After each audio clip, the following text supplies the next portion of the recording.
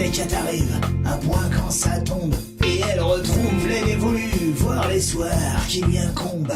Elle trouve dans son totem tout l'espoir du crépuscule. Et elle sent tout ce qu'elle aime, sans avoir aucun scrupule.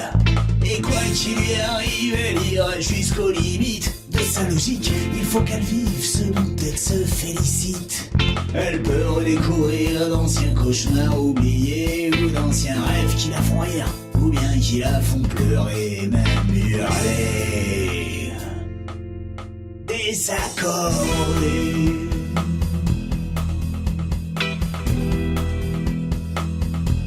Désaccordé.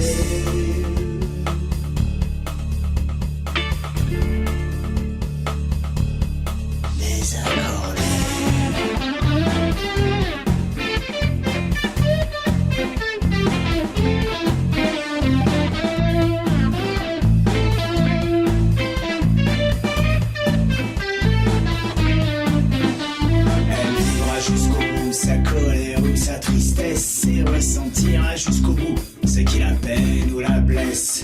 Elle vivra ce qui la touche ou ce qui la caresse. Elle vivra son courage, sa force et aussi sa faiblesse.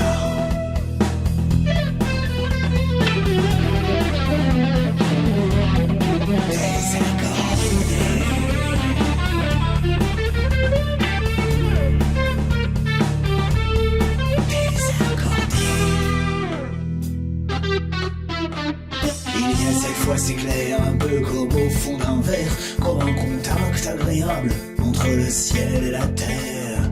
La canopée mouillée d'une épopée tropicale sur la blancheur de la neige à la surface d'une étoile.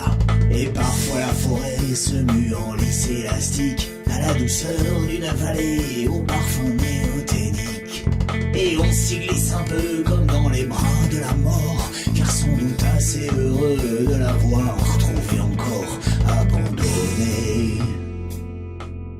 Désaccordé.